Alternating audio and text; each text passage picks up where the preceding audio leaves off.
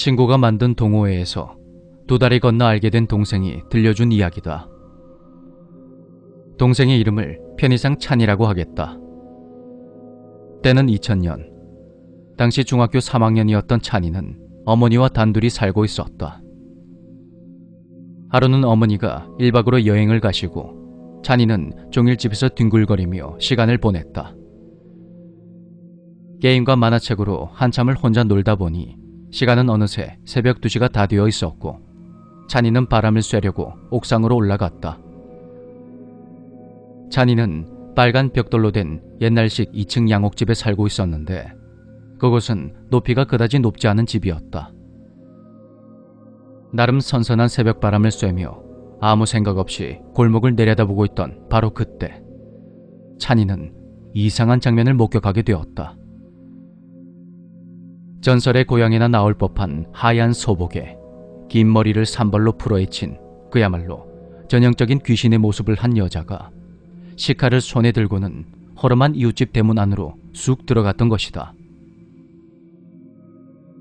굳게 닫힌 이웃집 대문을 그대로 통과해버린 여자의 모습에 크게 놀란 찬이는 화단 뒤쪽에 숨어서 상황을 지켜봤다.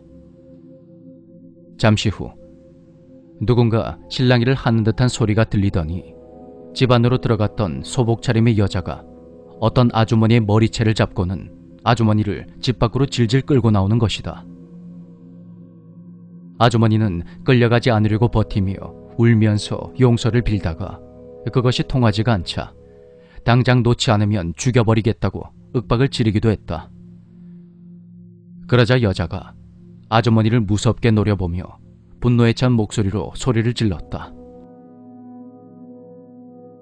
네 새끼들까지 다 죽여버리기 전에 어서 따라와.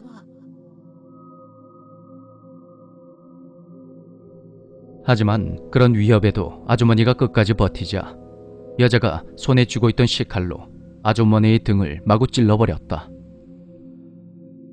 아주머니는 끽소리 한번 내지 못하고 이내 축 늘어져 버렸고 여자는 알아듣지 못할 욕설을 마구 내뱉어가며 아주머니의 머리채를 잡고는 질질 끌기 시작했다. 보고도 믿지 못할 이 모든 상황을 지켜본 찬이는 겁에 질려 그대로 굳어버리고 말았다. 그때 여자가 아주머니의 머리채를 땅바닥에 휙 하고 내던지더니 고개를 돌려서 찬이가 있는 곳을 쳐다보는 것이다. 찬이와 눈이 마주친 여자는 찬이를 매섭게 노려보며 어떤 말을 중얼거렸는데 소리만 들릴 뿐 그게 무슨 말인지 전혀 알아들을 수가 없었다고 한다. 찬이는 저 여자와 이대로 계속 눈을 맞추고 있다가는 여자 귀신이 자신을 쫓아올지도 모른다는 생각에 겨우 용기를 내서 집으로 도망쳐버렸다. 찬이는 집에 들어가자마자 현관문과 모든 창문을 잠근 후 불이란 불은 모조리 다 켰다.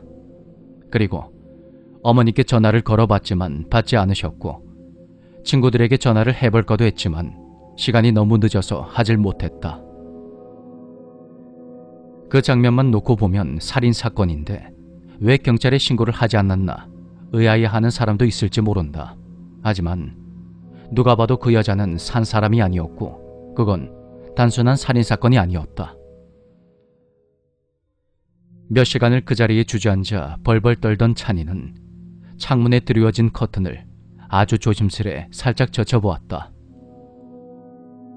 하지만 골목엔 아무도 없었고 찬이는 날이 완전히 밝은 후에야 도망치듯 집 밖으로 빠져나갔다. 친구들을 불러내서 간밤에 자신이 본 일을 이야기해봤지만 그 말을 믿어주는 사람은 아무도 없었다.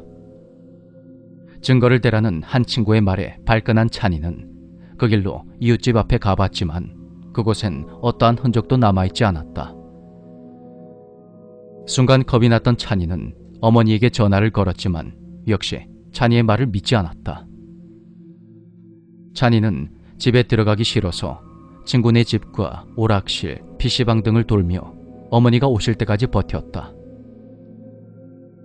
그렇게 일부러 사람들이 많은 곳에서 시간을 보낸 찬이는 여행에서 돌아오신 어머니와 함께 간신히 집으로 돌아갈 수가 있었다. 그런데 집 앞에 도착한 찬이는 또다시 놀라고 말았다. 간밤에 찬이가 봤던 그 이웃집에 초상이 났음을 알리는 등이 달려 있었던 것이다. 평소에 워낙 왕래가 없었던 이웃이라 집 안으로 들어가 보진 못했는데 곡소리 하나 들리지 않는 그 초상집은 소름 끼치도록 조용했다고 한다.